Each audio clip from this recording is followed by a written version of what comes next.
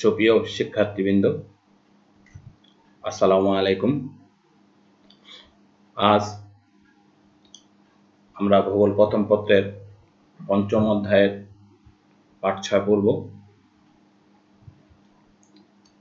দেখে নেই আমাদের ভূগোল প্রথম পত্রের পঞ্চম অধ্যায়ের পাঠ 6, বৃষ্টিপাতের সংগঠন ও বৃষ্টিপাতের শ্রেণীবিভাগ। বৃষ্টিপাত কি? জলীয় বাষ্পপূর্ণ বায়ু উপরে উঠে শীতল ও ঘনীভূত হবার পর প্রথমে ছোট ছোট জলকণায় পরিণত হয় এবং বায়ুতে ভাসমান ধূলিকণাকে আশ্রয় করে বাতাসে ভেসে বেড়াতে থাকে। আকাশে ভাসমান এরূপ অসংখ্য পানিকণার সমষ্টিকে মেঘ বলে।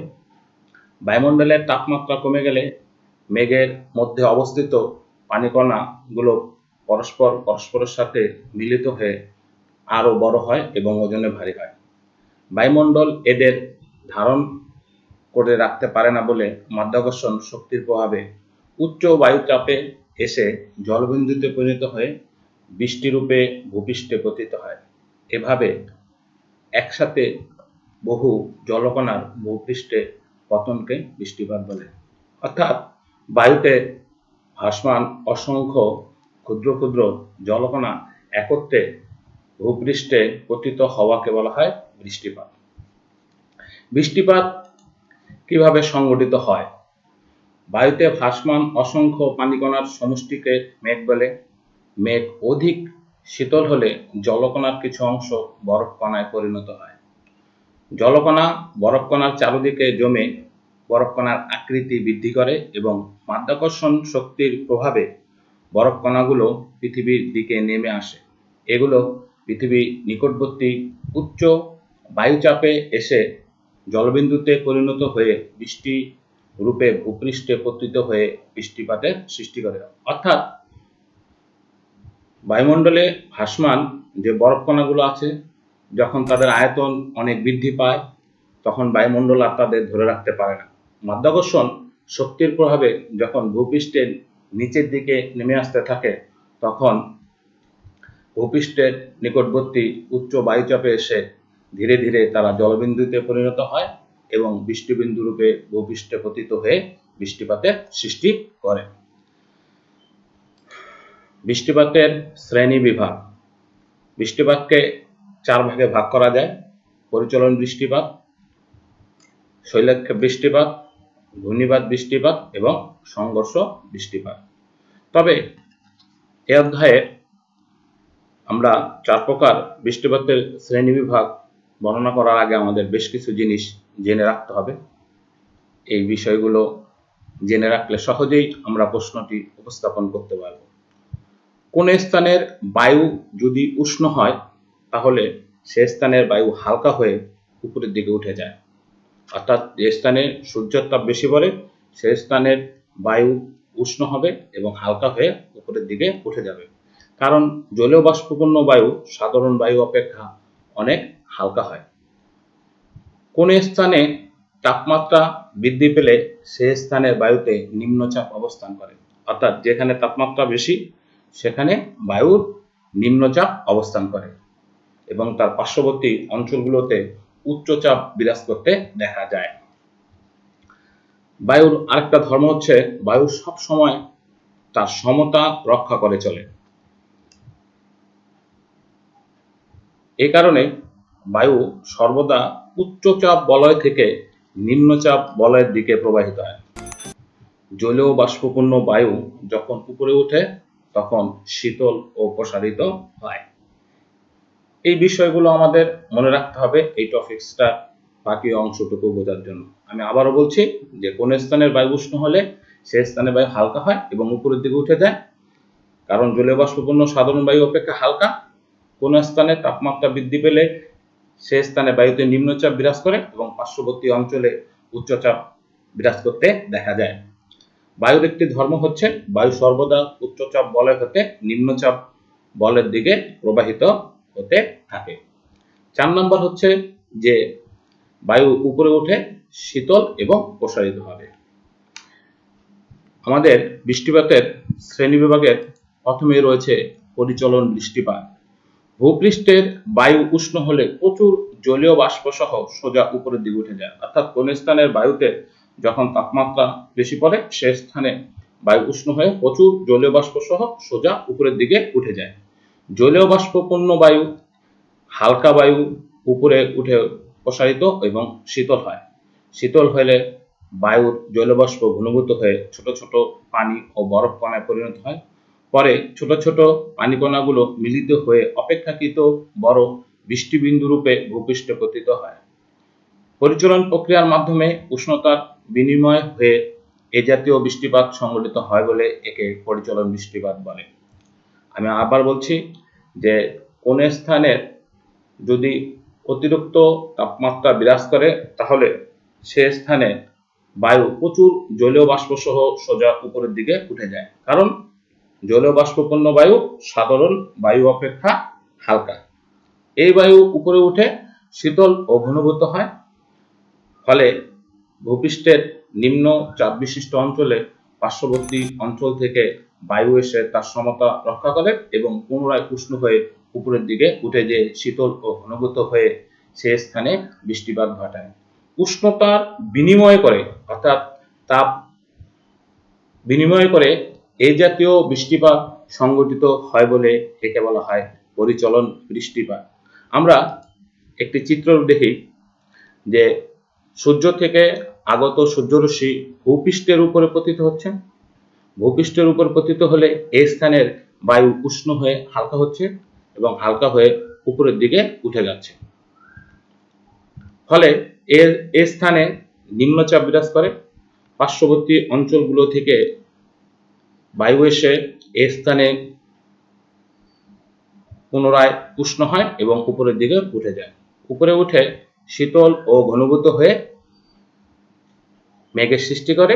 এই মেঘ ভূপৃষ্ঠে ধীরে ধীরে নিচে নেমে আসার সময় মাধ্যাকর্ষণ শক্তির প্রভাবে উচ্চচাপ অঞ্চলে আসলে বৃষ্টিবিন্দু রূপে ভূপৃষ্ঠে পতিত হয়। উষ্ণতার বিনিময় করে শীতল বায়ু উষ্ণ হয়ে বিনিময় করে তাপমাত্রা বিনিময় করে এই জাতীয় বৃষ্টিপাত হয় বলে একে বলা হয় পরিচলন বৃষ্টিপাত। আমরা পাশে খনন চিত্রটি দেখতেছি, সমুদ্র থেকে জলীয় বাষ্পপূর্ণ বায়ু মেঘে পরিণত হয়েছে এবং মেঘ থেকে বৃষ্টিপাত হচ্ছে। অর্থাৎ জলীয় বাষ্পপূর্ণ উষ্ণ এবং আর্দ্র বায়ু উপরে উঠে ঘনীভূত হয়ে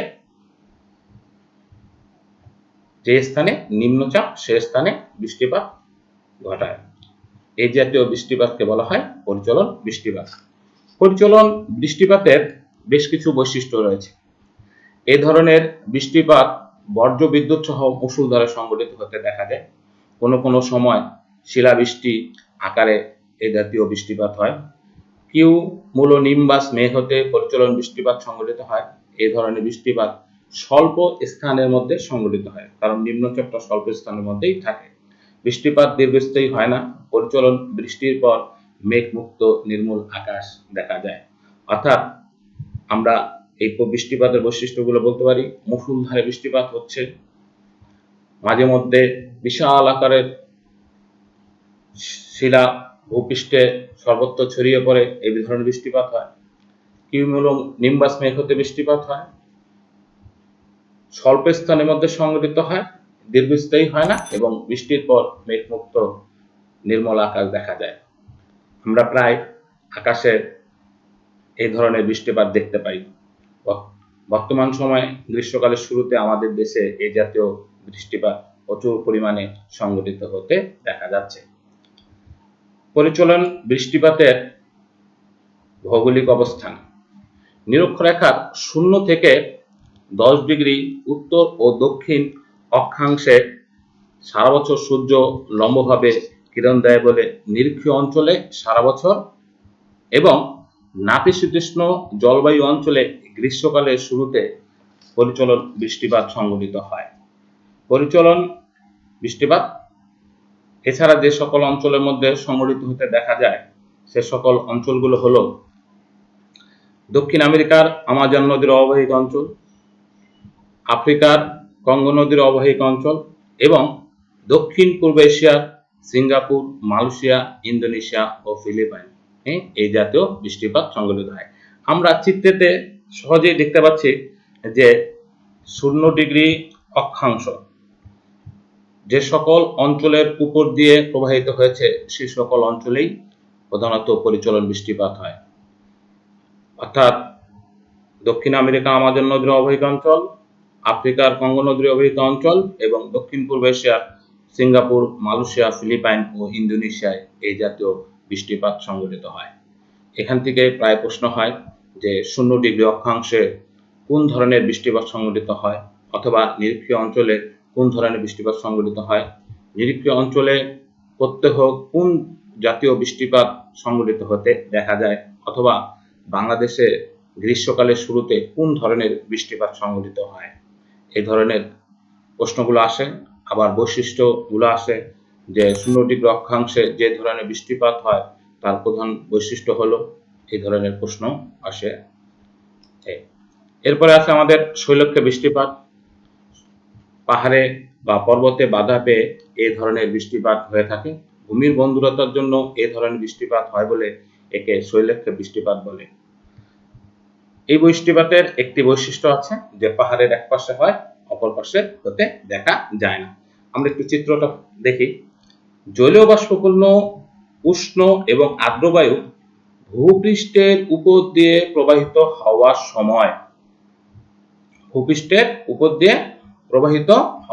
সময় পর্বতে বাধা পেয়ে পর্বতের ঢাল বেয়ে সোজা উপরের দিকে উঠে যাচ্ছে। আর আমরা জানি ভূপৃষ্ঠ থেকে যতই উপরের দিকে উঠা যায় ততই তাপমাত্রা কমতে থাকে।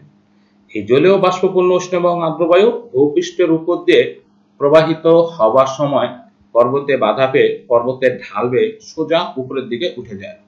উপরে উঠে শীতল ও প্রসারিত হয় এবং পর্বতের প্রতিবাদ পার্শ্বে এই জাতীয় বৃষ্টিপাত সংঘটিত হতে দেখা যায়। এই বৃষ্টিপাতের একটি উল্লেখযোগ্য বৈশিষ্ট্য হচ্ছে যে পর্বতের প্রতিবাদ পার্শ্বে বৃষ্টিপাত সংঘটিত হলেও পর্বতের অপর পার্শ্বে কোনো বৃষ্টিপাত হতে দেখা যায় না। একে বলা হয় বৃষ্টি ছায়া অঞ্চল। আমি আবার বলছি একটু, জলীয় বাষ্পপূর্ণ উষ্ণ এবং আর্দ্র বায়ু ভূপৃষ্ঠের উপর দিয়ে প্রবাহিত হওয়ার সময় পর্বতের ঢাল বেয়ে সোজা উপরের দিকে উঠে যায়। উপরে উঠে শীতল ও ঘনীভূত হয়ে পর্বতের প্রতিবাদ পার্শ্বে যে বৃষ্টিপাত ঘটায় তাকে শৈলক্ষে বৃষ্টিপাত বলে। পর্বতের প্রতিবাদ ঢালে প্রচুর বৃষ্টিপাত হলেও পর্বতের অনুপাত ঢালে কোনো বৃষ্টিপাত হয় না। কেন হয় না? এই বৃষ্টিপাত যখন পর্বতের প্রতিবাদ পার্শ্বে হয় তখন জলীয় বাষ্পপূর্ণ বায়ু থাকে। অপরদিকে যখন বায়ু পাহাড়ের ঢাল বেয়ে বা পর্বতের ঢাল বেয়ে নিচের দিকে নামতে থাকে তখন জলীয় বাষ্প ত্যাগ করার পরিবর্তে পুনরায় জলীয় বাষ্প গ্রহণ করে। ফলে বায়ু অধিক পরিমাণে উত্তপ্ত হয়, ফলে জলীয় বাষ্প ত্যাগ না করে জলীয় বাষ্প পুনরায় গ্রহণ করে। এজন্য পর্বতের প্রতিবাদ পার্শ্বে কোনো বৃষ্টিপাত সংঘটিত হতে দেখা যায় না। অর্থাৎ পর্বতের অপর পার্শ্বে জলীয় বাষ্প ত্যাগ করার পরিবর্তে নতুন করে জলীয় বাষ্প গ্রহণ করে বলে পর্বতের অনুবাদ পার্শ্বে কোনো বৃষ্টিপাত হয় না। এই জন্য এই অঞ্চলটিকে বলা হয় বৃষ্টি ছায়া অঞ্চল। আর পর্বতের প্রতিবাদ পার্শ্বে বৃষ্টিপাত হতে দেখা যায়। পর্বতের দুইটা পার্শ্ব, একটা হচ্ছে প্রতিবাদ পার্শ্ব আর একটা হচ্ছে অনুবাদ পার্শ্ব। আমরা আরেকটা চিত্র লক্ষ্য করি। দেখা যাচ্ছে সমুদ্র থেকে জলীয় বাষ্পপূর্ণ বায়ু প্রবাহিত হওয়ার সময় পর্বতের ঢাল বেয়ে পর্বতের উপর দিকে উঠে গিয়েছে এবং উপরের দিকে উঠে পর্বতের অনুবাদ পার্শ্বে বৃষ্টিপাত ঘটাচ্ছে এবং পর্বতের অপর পার্শ্বে বৃষ্টি ছায়া অঞ্চলের সৃষ্টি করেছে। খ নং চিত্র একই অবস্থা দেখা যাচ্ছে, বৃষ্টিপাত এক পার্শ্বে হচ্ছে এবং অপর পার্শ্বে বৃষ্টিপাত হচ্ছে না। এরপরে আছে আমাদের আহ, শৈলক্ষ বৃষ্টিপাত একটু একটু বলি যে এই ধরনের বৃষ্টিপাত ভারতের আসাম, জয়ন্তিয়া, খাসিয়া পাহাড়, পশ্চিম ঘাট পর্বত, বাংলাদেশের সিলেট অঞ্চল, চট্টগ্রাম অঞ্চলে এবং মায়ানমারের আরাকান পাহাড় এবং যুক্তরাষ্ট্রের কাস্কেড পর্বতের পশ্চিম পার্শ্বে এই জাতীয় বৃষ্টিপাত হয়। এখানে মাঝে মধ্যে প্রশ্ন হয় চিত্র দিয়ে যে উদ্দীপকে উল্লেখিত চিত্রে কোন ধরনের বৃষ্টিপাত সংঘটিত হয়। আবার আসে উদ্দীপকে উল্লেখিত চিত্রে এক পাশে বৃষ্টিপাত হলেও অন্য পাশে বৃষ্টিপাত হয় না কেন, ব্যাখ্যা করো। তার একমাত্র কারণ হচ্ছে যে এই জাতীয় বৃষ্টিপাতগুলো এক পাশে হলেও অপর পাশে হয় না, কারণ অপর পাশে জলীয়বাষ্প ত্যাগ করার পরিবর্তে পুনরায় জলীয়বাষ্প গ্রহণ করে। এরপর আছে আমাদের ঘূর্ণিবাত বৃষ্টিপাত। কোনো স্বল্প পরিসর স্থানে অতিরিক্ত তাপের জন্য নিম্নচাপের সৃষ্টি হলে ঘূর্ণিবাতের উৎপত্তি হয়। ঘূর্ণিবাতের কেন্দ্রস্থলে নিম্নচাপ এবং নিম্নচাপের বাইরে উচ্চচাপ থাকে, ফলে উচ্চচাপ অঞ্চল থেকে জলীয় বাষ্পপূর্ণ বায়ু ঘূর্ণিবাতের কেন্দ্রে এসে ঘুরতে ঘুরতে উপরে ওঠে এবং শীতল ও ঘনীভূত হয়ে ঘূর্ণিবাত প্রবাহিত অঞ্চলে বৃষ্টিপাত ঘটায়। একে ঘূর্ণিবাত বৃষ্টিপাত বলে। আমরা একটি চিত্র লক্ষ্য করি, দেখা যাচ্ছে ভূপৃষ্ঠের নিম্নচাপ কেন্দ্রে বায়ু ঘুরতে ঘুরতে উপরের দিকে কি উঠে গেছে। আমরা আগেই বলেছি যে স্থানে তাপমাত্রা বেশি সে স্থানে নিম্নচাপ এবং পার্শ্ববর্তী অঞ্চলে উচ্চচাপ বিরাজ করতে দেখা যায়। কোন স্থানে যখন নিম্নচাপ বিরাজ করে তখন সে স্থানের বায়ু উষ্ণ হয়ে সোজা উপরের দিকে উঠে যায়, ফলে পার্শ্ববর্তী অঞ্চল থেকে বায়ু এসে নিম্নচাপ কেন্দ্রের স্থানে এসে উপনীত হয় এবং পুনরায় ঘুরতে ঘুরতে উপরে উঠে শীতল ও ঘনীভূত হয়ে নিম্নচাপের কেন্দ্রস্থলে যে বৃষ্টিপাত সংঘটিত হতে দেখা যায় তাকে বলা হয় ঘূর্ণিবাত বৃষ্টিপাত। ঘূর্ণিবাত বৃষ্টিপাত বিষয়টা একটু আমি আরেকটু বলি যে আমরা প্রথমেই বলেছি যে স্থানে তাপমাত্রা বেশি সে স্থানে নিম্নচাপ এবং পার্শ্ববর্তী অঞ্চলে উচ্চচাপ বিরাজ করে। বায়ুর সমতা রক্ষা করার জন্য সবসময় উচ্চচাপ অঞ্চল থেকে বায়ু নিম্নচাপ অঞ্চলের দিকে প্রবাহিত হয়। নিম্নচাপ কেন্দ্রে এসে বায়ু ঘুরতে ঘুরতে উপরে ওঠে শীতল ও ঘনীভূত হয়ে নিম্নচাপের কেন্দ্রস্থলে যে বৃষ্টিপাত ঘটায় তাকে বলা হয় ঘূর্ণিবাত বৃষ্টিপাত।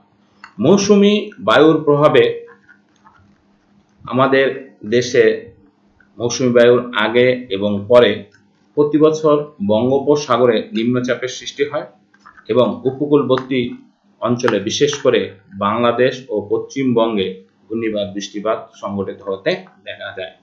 অর্থাৎ বাংলাদেশে যখন গ্রীষ্মকালে বঙ্গোপসাগরে নিম্নচাপের সৃষ্টি হয় তখন বাংলাদেশ এবং পশ্চিমবঙ্গে এই জাতীয় বৃষ্টিপাত সংঘটিত হতে থাকে।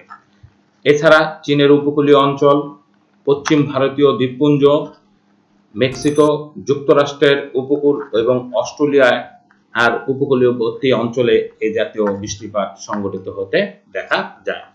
এরপর হচ্ছে সংঘর্ষ বৃষ্টিপাত।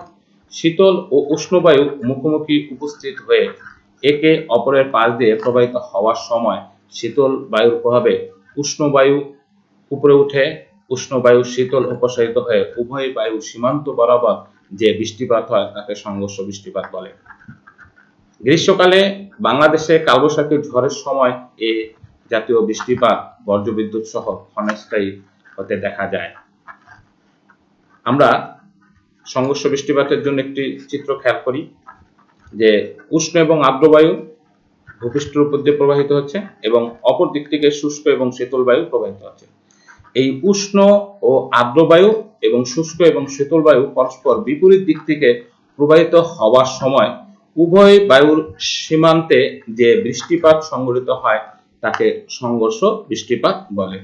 অর্থাৎ উষ্ণ এবং আর্দ্র বায়ু এবং শীতল ও শুষ্ক বায়ু পরস্পর বিপরীত দিক থেকে প্রবাহিত হওয়ার সময় শুষ্ক ও শীতল বায়ুর সংস্পর্শে উষ্ণ এবং আর্দ্র বায়ু আরো অধিক পরিমাণ উষ্ণ হয়ে উপরের দিকে উঠে যায় এবং উভয় বায়ুর সীমান্ত বরাবর যে বৃষ্টিপাত সংঘটিত হয় তাকে বলা হয় সংঘর্ষ বৃষ্টিপাত। অনেকে একে সীমান্ত বৃষ্টিপাতও বলে। আমরা আরেকটা চিত্র ফলো করলে সহজেই বুঝতে পারবো। ফুল ফ্রন্ট অর্থাৎ শুষ্ক বায়ু এবং উষ্ণ বায়ু। এই শুষ্ক বায়ু এবং উষ্ণ বায়ু দুই পাশ থেকে অর্থাৎ বিপরীত দিক থেকে প্রবাহিত হচ্ছে এবং উভয় বায়ুর সীমান্ত বরাবর যে মেঘ দেখছি, এই মেঘ দুই বায়ুর সীমান্ত বরাবর যে বৃষ্টিপাত ঘটায় তাকে বলা হয় সংঘর্ষ বৃষ্টিপাত। আমাদের এই বৃষ্টিপাত আমাদের জীবনের জন্য অত্যন্ত গুরুত্বপূর্ণ। কৃষির উপর বৃষ্টিপাতের প্রভাব ব্যাপক। সময় মতো ও পরিমিত বৃষ্টিপাত কৃষি ফসল উৎপাদনে সহায়তা করে। প্রচুর বৃষ্টিপাতযুক্ত অঞ্চলে ঘন চির সবুজ বনভূমির সৃষ্টি হয়, যা পরিবেশের ভারসাম্য রক্ষায় সহায়তা করে। বৃষ্টিপাতের ফলে মৎস্য ব্যবসায় সুবিধা হয়। পাহাড়ি অঞ্চলে বৃষ্টিপাতের ফলে চা, কফি, রাবার হয়ে থাকে। সময় মতো বৃষ্টিপাত হলে বিভিন্ন কৃষিজ ফসল ভালো হয়, যা শিল্পের কাঁচামাল হিসেবে ব্যবহৃত হয়। আমাদের এবছর বড় মৌসুমে দেশের হাওর অঞ্চলে প্রচুর পরিমাণ ধান উৎপাদিত হতে দেখা গেছে, কারণ গত বছর পরিমিত এবং সময় মতো বৃষ্টিপাত হয়েছিল বলে। আমাদের এই করোনার সময় দেশের খাদ্য ঘাটতি পূরণে বড় মৌসুমের উৎপাদিত বড় ধান আমাদের দেশের জন্য অত্যন্ত গুরুত্বপূর্ণ, যা সময় মতো বৃষ্টিপাত হওয়ার ফলেই উৎপাদিত হয়েছে। এই অধ্যায়ে যেসব প্রশ্ন হতে পারে, বৃষ্টিপাত কাকে বলেন, কিভাবে বৃষ্টিপাতের উৎপত্তি হয়, পাহাড়ের এক পাশে বৃষ্টিপাত হলেও অন্য পাশে বৃষ্টিহীন থাকে কেন, বিশ্লেষণ করো। বৃষ্টি ছায়া অঞ্চল বলতে কি বোঝো? পরিচলন বৃষ্টিপাত কিভাবে সংঘটিত হয়, পরিচলন বৃষ্টিপাতের বৈশিষ্ট্য ব্যাখ্যা করো। বাংলাদেশের কোন কোন অঞ্চলে শৈলক্ষে বৃষ্টিপাত হয়ে থাকে, বিশ্লেষণ করো। কৃষির উন্নয়নে বৃষ্টিপাতের ভূমিকা বিশ্লেষণ করো। সুপ্রিয় শিক্ষার্থী, যারা 2020 সালে উচ্চ মাধ্যমিক পরীক্ষা দিবে তাদের জন্য এই অধ্যায়ের এই প্রশ্নটি অত্যন্ত গুরুত্বপূর্ণ। আমরা এখানে একটি সৃজনশীল প্রশ্ন দিয়েছি। এই সৃজনশীল প্রশ্নটি খুব সুন্দরভাবে তোমরা আয়ত্ত করবে। যারা 2020 সালে পরীক্ষা দিবে তাদের আসার সম্ভাবনা ইনশাআল্লাহ 100% রয়েছে। ঢাকা বিশ্ববিদ্যালয়ে অধ্যয়নরত শফিকুল ঢাকা থেকে সিলেট যাওয়ার পথে দেখলো পাহাড়ের এক পাশে বৃষ্টিপাত হলেও অপর পাশে বৃষ্টিহীন। তার মানে আমরা জেনেছি যে পাহাড়ের এক পাশে অর্থাৎ প্রতিবাদ পাশে বৃষ্টিপাত হয় এবং অনুবাদ পাশে বৃষ্টিপাত হয় না। তার মানে কোন ধরনের বৃষ্টিপাত? এটা হচ্ছে আমাদের শৈলক্ষ বৃষ্টিপাত। অথচ তার এলাকার নাটোরে গ্রীষ্মকালের শুরুতে এমন এক ধরনের বৃষ্টিপাত হয় যা দীর্ঘস্থায়ী হয় না এবং বৃষ্টির পর মেঘমুক্ত আকাশ দেখা যায়। তার মানে এখানে দেখা যাচ্ছে গ্রীষ্মকালের শুরুতে আমাদের দেশে পরিচলন বৃষ্টিপাত হয়। আরেকটি বৈশিষ্ট্য হচ্ছে পরিচলন বৃষ্টিপাতে দীর্ঘস্থায়ী হয় না এবং বৃষ্টির পর মেঘমুক্ত আকাশ দেখা যায়। তার মানে আমাদের প্রশ্নে উদ্দীপকে কি আসছে? উদ্দীপকে শৈলক্ষ বৃষ্টিপাত এবং পরিচলন বৃষ্টিপাত। আমরা প্রশ্ন দিয়েছি বায়ুর আর্দ্রতা কি, মেঘাচ্ছন্ন রাত্রি, মেঘমুক্ত রাত্রি অপেক্ষা অধিক উষ্ণ, ব্যাখ্যা করো। উদ্দীপকে উল্লেখিত শফিকুলের নিজ এলাকায় সংঘটিত বৃষ্টিপাতের বৈশিষ্ট্যগুলো ব্যাখ্যা করো। পাহাড়ের এক পাশে বৃষ্টিপাত হলেও অপর পার্শ্ব বৃষ্টিহীন, উক্তিটির যথার্থতা বিশ্লেষণ করো। আমাদের এই প্রশ্নটি শুধু উচ্চ মাধ্যমিক পরীক্ষা 2020 সালের শিক্ষার্থীদের জন্য নয়, প্রতি বছর বৃষ্টিপাত থেকে একটি না একটি প্রশ্ন হয়েই থাকে। কখনো অনুধাবনমূলক অংশে, কখনো বড় প্রশ্ন হিসেবে প্রয়োগ এবং উচ্চতর দক্ষতা হিসেবে, আবার কখনো এমসিকিউ প্রশ্ন হয়ে থাকে। এবার আশা করি এই প্রশ্নটি আমাদের বড় আকারে আসবে এবং এই ধরনের প্রশ্নগুলো তোমরা তোমাদের পাঠ্যপুস্তকে আরো যে সকল প্রশ্ন রয়েছে সে সকল প্রশ্নগুলো দেখবে। ধন্যবাদ সবাইকে। আবার কথা হবে, দেখা হবে ইনশাআল্লাহ। এই বলে আজকে আমার ক্লাস এখানেই শেষ করছি। আল্লাহ হাফেজ। আসসালামু আলাইকুম ওয়া রাহমাতুল্লাহি ওয়া বারাকাতুহু।